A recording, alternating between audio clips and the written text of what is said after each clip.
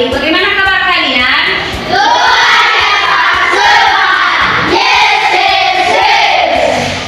Oke anak-anak, sebelum kita mulai pembelajaran kita hari ini, maka Ibu minta siapa yang bisa memimpin dalam doa?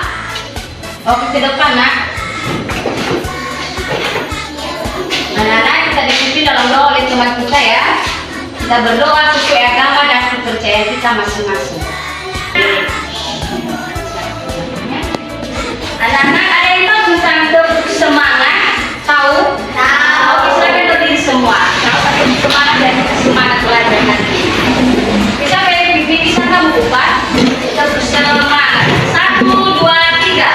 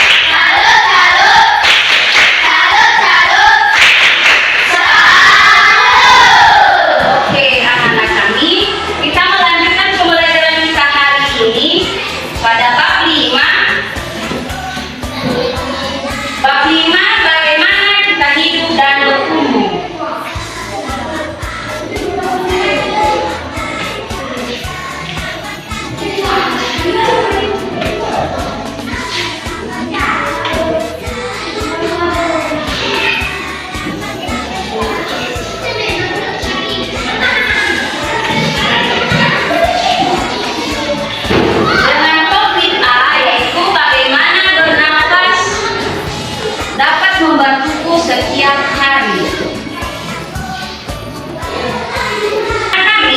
Adapun tujuan pembelajaran kita hari ini anak-anak kami, yaitu peserta didik mampu mengidentifikasi bagaimana bernapas dapat membantu melakukan aktivitas sehari-hari.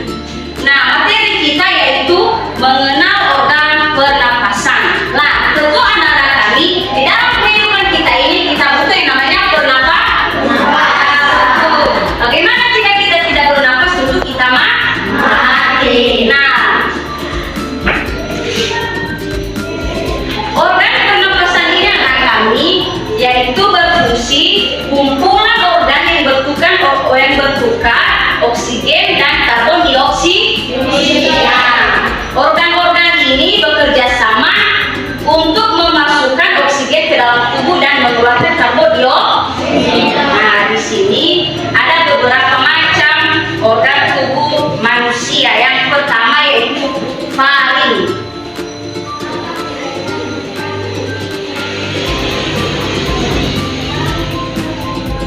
Yang pertama hidung, kedua nanti baru faring.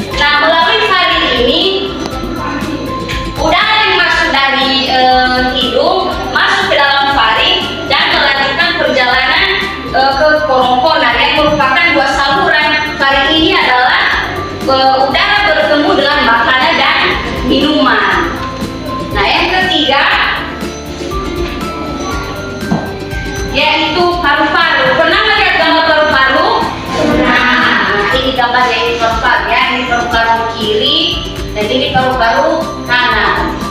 Nah, fungsi dari paru-paru ini anak-anak kami nafas paru kedua. Nah, itu semua organ tubuh dari manusia. Nah, saya mau bertanya, bagaimana jika kita tidak mempunyai pernafasan? Apa yang terjadi? Siapa yang tahu? Mati. Apa yang bisa sekali akan mati? Tapi kalau orang yang mati itu nanti bisa bernafas. Nah, itu salah satu contoh ketika kita tidak mempunyai pernafasan. Nah, sejauh ini ada pertanyaan kami. Ayo, siapa yang bertanya? Ayo, siapa yang berani? Ayo, siapa? Siapa namamu? Siapa?